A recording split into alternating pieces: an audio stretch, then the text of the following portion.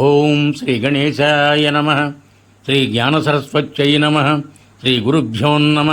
శ్రీ మహాగాయత్రీ మాత్రే నమ. శ్రీ మహాగాయత్రీ మాత యూట్యూబ్ ఛానల్కు అందరికీ సాదర స్వాగతం. ఆహ్వానించువారు కాశీవజ్ర సుబ్రహ్మణ్య శర్మ, నిడదవోలు. మాఘపురాణము 27వ అధ్యాయము. సులక్షణ మహారాజు కథ. పూర్వము ద్వాపరయుగమున అంగదేశమును పాలించు సులక్షణుడను రాజు కలడు. అతడు సూర్యవంశమున జన్మించినవాడు. బలపరాక్రమములు కలవాడు. ప్రజలను చక్కగా పరిపాలించువాడు.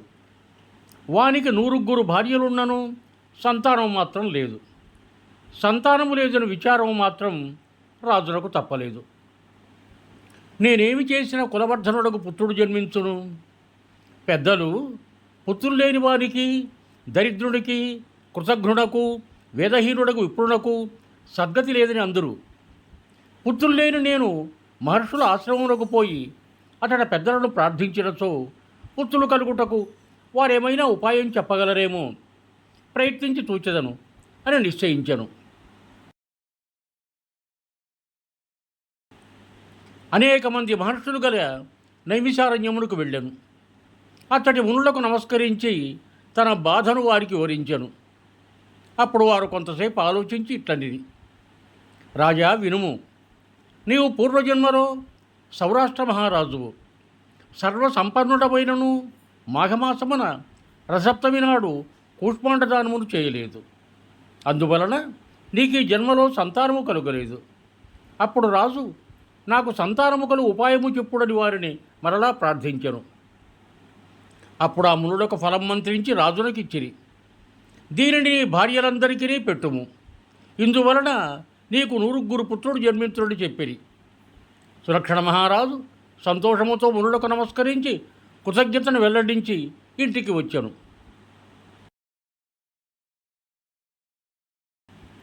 రాణులు సంతోషముతో వానికి ఎదురు వెళ్ళిరి. ప్రజలు సంతోషముతో స్వాగతమును చెప్పిరి. అలసి ఇంటికి వచ్చిన రాజు ఆ ఫలమును శయ్యాగృహమున ఉంచెను. రాజు స్నానము చేయవలన లోనికి వెళ్ళెను. తిరిగి వచ్చి చూడగా ఆ ఫలము లేదు. మహారాజు అందరూ రాణులను అడగగా తమకు తెలియదనిరి. తుదకు చిన్న భార్య తాను పండు తినడ వైనం చెప్పాను. మహారాజు ఏమీ చేయలేక ఊరకుండెను. కొన్నాళ్లకు ఆమె గర్భవతి అయ్యను. మహారాజు మునుల మాట ఫలించినది కదా అని సంతుష్టుడయ్యను. చిన్న భార్య ఇట్లు గర్భవతకుట మిగిలిన భార్యలకు ఇష్టము లేదు. ఆమె గర్భము పోవుటకై వారు ఎన్నయో ప్రయత్నములను చేసిరి. కానీ దైవబలమున అవి ఎన్నయూ వ్యర్థములయ్యను. కానీ వారు చేసిన ప్రయత్నం వలన, గర్భపాతమునకిచ్చిన మందుల వలన చిన్న భార్య మతి చెడిను. ఎవరికీ తెలియకుండా అడవిలోనికి ఆమె పారిపోయాను. ఒక పుత్రుడి కని వడలు తెలియక పడి ఉండెను. గుహలో ఉన్న పులి ఆ బాలింతను ఈడ్చుకొని పోయి భక్షించెను. అప్పుడే పుట్టిన బిడ్డ రక్తపు ముద్దగా ఉండి దుఃఖించుతుండగా హంసల గుంపు వచ్చి రెక్కలను చాపి ఎండ లేకుండా చేశాయి. తేనె, పళ్ళగుజ్జు బాలులకు పెట్టి ఆ పక్షులు వాడిని రక్షించాయి. బాలుడును పక్షుల పెంపకమునకు అలవాటు పడి ఉండటనే తిరుగుతుండెను. అతడి సరస్తీరమున అతడు ఆడుకొనుచుండగా హంసలు నదిలో విహరించేడివి. ఒకనాడు పవిత్ర దినమగుటచే సమీప గ్రామాల వారు సకుటుంబముగా ఆ సరస్సునందు స్నానమాడ వచ్చిరి.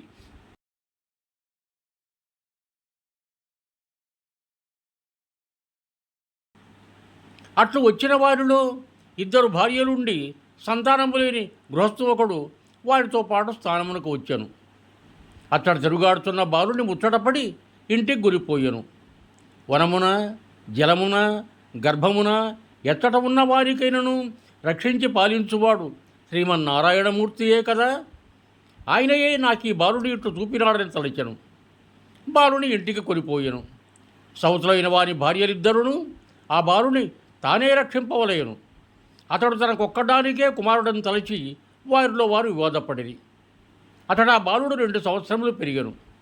బాలుని విషయమున సౌతుల వివాదమును పెరిగను. పరస్పరము కలహించుకొనిరి. నేను పోషింపవలయునంటే నేనే పోషింపవలైనని జగడమాడుకొనిది. చివరకు పెద్ద భార్య ఎవరికీ తెలియకుండా ఒకనాడు ఆ బాలుని అడవిలో విడిచి వచ్చాను. తర్వాత ఇంటికి వచ్చిన గృహస్థు ఎంత వెతికినో బాలుడు కనిపించలేదు. అడవిలో విడవబడిన బాలుడు ఏడ్చుతూ ఇంటి వెలనున్న తులసి పొద వద్దకు వెళ్ళాను. అతడు నిల్చెను, కూర్చుండెను, పడుకొనెను. తులసి స్పర్శ వలన బాలునకు ఆ వరమున ఎట్టి ఆపదయూ రాలేదు. శ్రీహరి అనుగ్రహమున వారికి రాత్రి గడిచినది. ఎవ్వరూ లేని ఆ బాలుడు ఏడ్చుట తప్ప మరి ఏమి చేయగలడు? వాని ధైర్యము, నిస్సహాయత ఆ అడవిలో నుండి పశుపక్షాదులలోని జీవలక్షణములకు పిలుపైనది. అడవిలో గల ప్రాణులు, మృగములు, పక్షులు అతడికి వచ్చాయి. ఆ ప్రాణులను కన్నీరు కార్చినవి. ఒకరి భాష మరియొక తెలియకని రాజకుమారుడు, పశుపక్షాదులు ఇట్టి సహానుభూతి నందినప్పుడు మరి ఒక మానవుడున్నచో వాడెంత దుఃఖించునో కదా. బాలుడు పశుపక్షాదులు భిన్న జాతుల వారైనను వారిలోని పరమేశ్వరుని అంశయగు జీవాత్మ మూలముగా ఒక తోట నుండి దేవుని నుండి వచ్చినదే. అది ఏ దివ్యత్వము. కానీ విచిత్రమేమనగా బాలుడికి తన జాతిదే అయిన ఆ స్త్రీ వలన ఆపద వచ్చినది. ఆ విప్రుని మొదటి భార్య ఆమెలో దివ్యత్వం లోపించింది. ఇది ఏ భగవంతుని లీల. అట్లు వచ్చిన పక్షులు, మృగములు బాలునిపై జాలిపడ్డాయి. పక్షులు ఎండ వానిపై పడకుండా రెక్కలతో నీడను కల్పించాయి. తమ విచిత్ర రూపములతో వాని మనస్సును శోకము నుండి మరల్చాయి. మృగములను తేనె, ముగ్గిన పండ్లు వంటి ఆహారములను వానికి తెచ్చి ఇచ్చాయి. ఈ విధంగా మృగములు, పక్షులు వానికి తాము చేయగలిగిన ఉపచారములను చేసి వాని దుఃఖమును మాన్పించి తమ ఉపచారములచే వాని ఆకలిని తీర్చాయి. బాలుడు తులసి పొదలో ఉండుట, తులసిని చూచుట, తాకుట మున్నగు పనులను అతర్కితముగా చేయుటచే పవిత్ర తులసీ దర్శన స్పర్శనాదుల వలన దైవానుగ్రహమును అతడు పొందగలిగాను. తన జాతికి చెందని పశుపక్షాదుల సానుభూతిని, ఉపచారములను పొందెను. ఆ బాలుని పూర్వజన్మ సంస్కారముల వలన ఇట్టి సానుభూతిని ఇతరుల నుండి పొందగలిగాను. అప్రయత్నముగా వాని నోట కృష్ణ, గోవింద, అచ్యుత మున్నగు భగవన్నామూల ఉచ్చారణాశక్తి కలిగినది. అతడు మాటలనే పలుకుతూ తులసి పొదలో వసించుతూ ఆడుకొనుచూ కాలమును గడపసాగాను. అడవిలోనున్న తులసియే దీనుడైన ఒక బాలునకు అట్టి దయను పశుపక్షాదుల ద్వారా చూపించింది. తులసి మన ఇంట ఉండుట వలన, మనము తులసిని పూజించుట వలన మనకు దైవానుగ్రహము కలిగి మరెన్నియో ఇహపర సుఖములను అందవచ్చును, పాపములను పోగొట్టుకొనవచ్చును. సులక్షణ మహారాజు గర్భవతికు తన భార్య ఏమైందో తెలుసుకొనవలనని సేవకులను పంపి వెతికించెను. కానీ ఆమె జాడ తెలియలేదు. నిరాశపడి రాజు ఊరుకుండెను. అడవిలోనున్న రాజకుమారుడు పూర్వమునందువలనే శ్రీహరినామ స్మరణ చేయుచు పశుపక్షాదులతో మైత్రి చేయుచుండెను. కేవలము శ్రీహరి నామోచ్చారణము, శ్రీహరి పూజ వానికి నిత్యకృత్యములయ్యను. శ్రీహరి దర్శనము కలగలేదు అని విచారం వారికి కలిగాను. అయినను శ్రీమన్నారాయణ స్మరణ పూజ మాత్రం మానలేదు. ఒకనాడు ఆకాశవాణి మాఘస్థాన వ్రతమును ఆచరింపమని వానికి చెప్పాను. రాజకుమారుడును ఆకాశవాణి చెప్పిన మాటలను అనుసరించి మాఘస్థానములు పూజ ప్రారంభించాను. మాఘశుక్ల చతుర్దశి నాడు రాజకుమారుని పూజాంతమున శ్రీహరివానికి దివ్య దర్శనమునిచ్చెను. యుహమును కలిగించు బాహువులతో ఆ బాలుని కౌగిలించుకొనెను. ఓ బాలక, నా భక్తుడమైన నీకు వరమునిత్తును, కోరుకొమ్మని పలికెను. బాలుడును నాకు నీ పాద సాన్నిధ్యమును చిరకాలం అనుగ్రహింపుమని కోరెను. శ్రీహరి, బాలక, నీవు రాజువై ఈ భూమిని చిరకాలము పాలింపుము. మాఘమాస వ్రతమును మాత్రం మానకము. పుత్రపౌత్ర సమృద్ధిని, సంపదలను, భోగభాగ్యములను పొందుము. నీవిప్పుడు నీ తండ్రి వద్దకు పోము. రాజువై చిరకాలము కీర్తిని, సర్వ సంపదలను, సర్వ సుఖములను అనుభవింపు. మాఘమాస వ్రతమును మాత్రము విడువకు చేయుము. ఆ తర్వాత నా సన్నిధిని చేరుమని పలికెను. అతడునున్న సునందుడును వాడను పిలిచి రాజకుమారిని వాని తండ్రి వద్దకు చేర్చుమని శ్రీమన్నారాయణుడు చెప్పాను. సపరివారముగా శ్రీ మహావిష్ణువు అంతర్ధానమందెను. సునందుడును రాజకుమారుని తీసుకొని సులక్షణ మహారాజు వద్దకు వెళ్ళెను. రాజకుమారుని పూర్వ వృత్తాంతమును, శ్రీహరి అనుగ్రహమును వానికి వివరించెను. పుత్రుని వానికి అప్పగించెను. సురక్షణ మహారాజు ఆశ్చర్యమును ఆనందమును పొందెను. కుమారునకు సుధర్ముడని పేరిడెను. బాలుడు విద్యాబుద్ధులను పొంది పెద్దవాడైన తరువాత వారిని తన విశాల సామ్రాజ్యమునకు ప్రభువును చేశాను. వృద్ధుడైన సురక్షణుడు భార్యలతో వనమునకేగెను. వానప్రస్థమును స్వీకరించి కొంతకాలమునకు మరణించెను.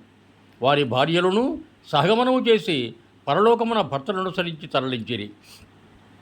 ఉధర్ముడు భక్తితో తండ్రికి తల్లులకు శ్రద్ధతో శ్రాద్ధకర్మలను ఆచరించెను.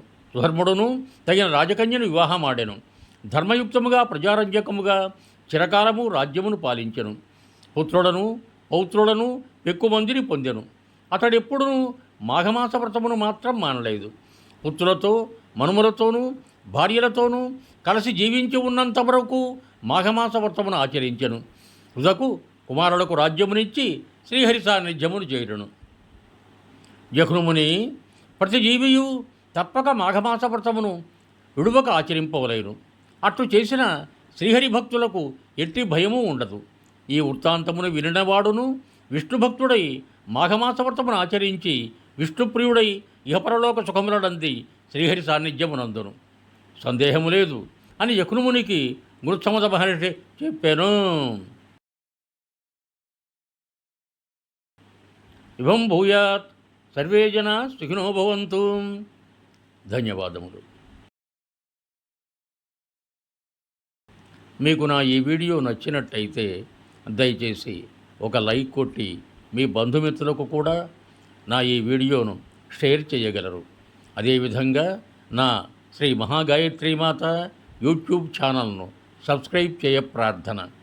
మరొక్క మారు ధన్యవాదములతో భవదీయుడు కాశీవజ్ర సుబ్రహ్మణ్య శర్మ, నిడదవోలు, తూర్పుగోదావరి జిల్లా.